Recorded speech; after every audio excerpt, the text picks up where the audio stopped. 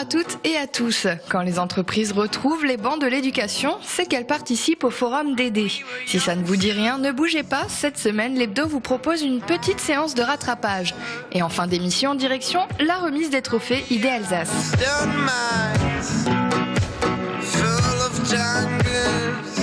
Phi, hypoténuse, angle et formules géométriques, non, cette semaine, je ne vous emmène pas en cours de mathématiques approfondies, mais presque.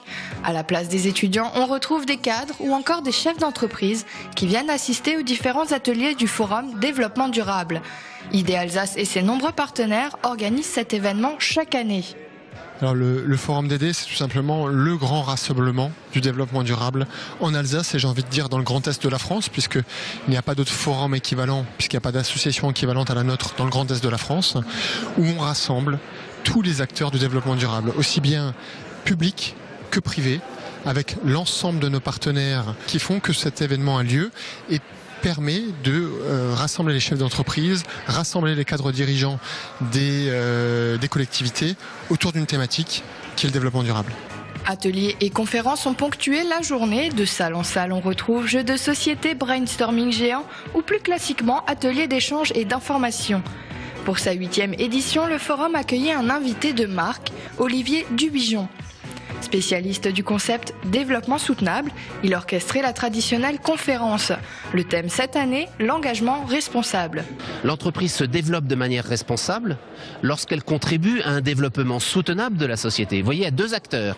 Il y a la cible, le territoire, la société, et il y a la trajectoire de l'organisation, de l'entreprise, pour contribuer à ce développement soutenable, et on appelle ça développement responsable. On parle aussi de responsabilité sociétale, c'est le terme qui a été adopté par un cadre de référence international, qui s'appelle Social Responsibility en anglais, qu'on a traduit en français, non pas responsabilité sociale, mais responsabilité sociétale concernant les acteurs de l'entreprise, les collaborateurs et le dialogue social, alors que sociétal intègre toutes les questions d'environnement, du territoire, de l'économie, des hommes et des femmes et de la nature.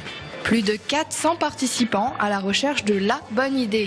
Chacun repart avec une nouvelle vision de son entreprise. Ça m'a appris que chaque action est importante, aussi petite soit-elle à l'échelle de la PME. Et ça m'a également appris qu'il y avait une prise de conscience qui était en train de se faire. Et pour moi, le développement durable n'est pas réservé aux écologistes. Et maintenant, ça prend la sphère business, la sphère, tout le monde en parle et les gens en font réellement.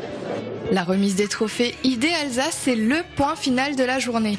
Théâtre, quiz et trophées, c'est la recette d'une bonne cérémonie pour fêter dignement les 10 ans de l'association. 10 dossiers déposés cette année, rien à dire, les entreprises alsaciennes innovent d'aider.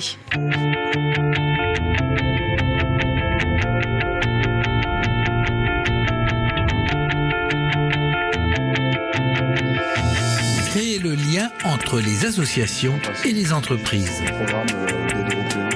Dans n'importe quel secteur, on ne peut plus aujourd'hui faire sans le réseau. Une alternative au carton pour les déménagements d'entreprises. L'innovation majeure, c'est qu'elle est réutilisable 10 fois. Un carton, on l'utilise en règle générale une fois et on le jette.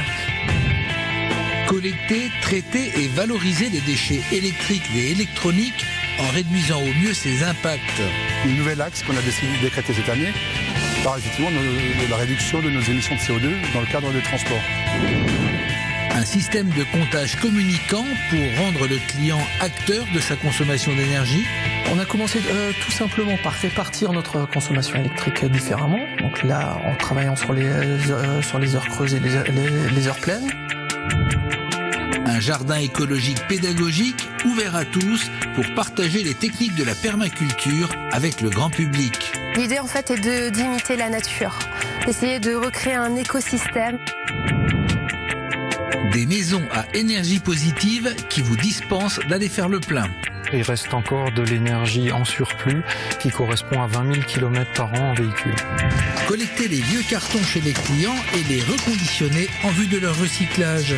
On a des agents qui passent tous les jours partout dans tous les points du territoire. On s'est dit pourquoi ne pas optimiser nos circuits, utiliser nos compétences, utiliser nos circuits actuels. Un impliquer le personnel dans la gouvernance de l'entreprise pour une plus grande dynamique et un meilleur service aux clients. On s'est rendu compte qu'il y avait beaucoup de talents cachés aussi au sein du personnel.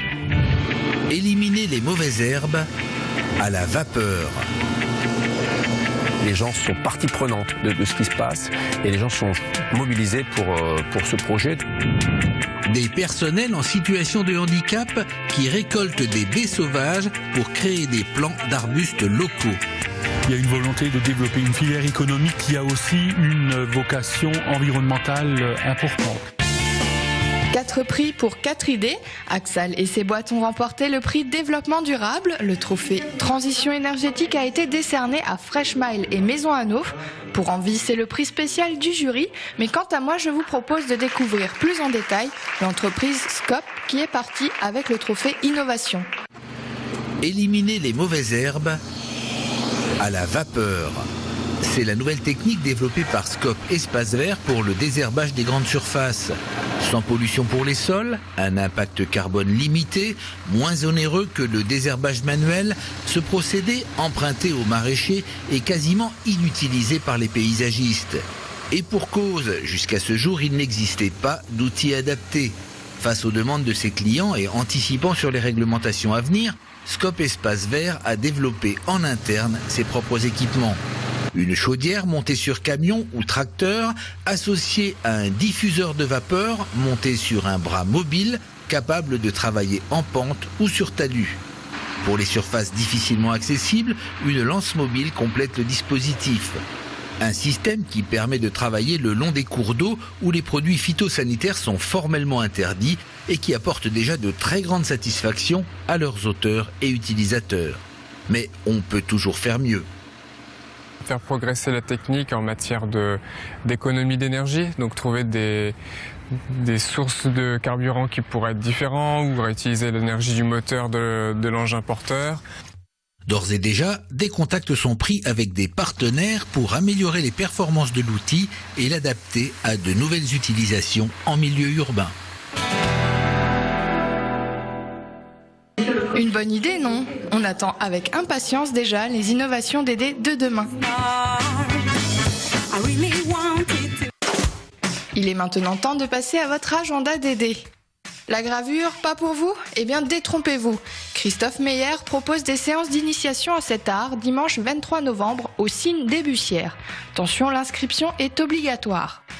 Mardi 25 novembre, découvrez ou redécouvrez la cuisine sauvage.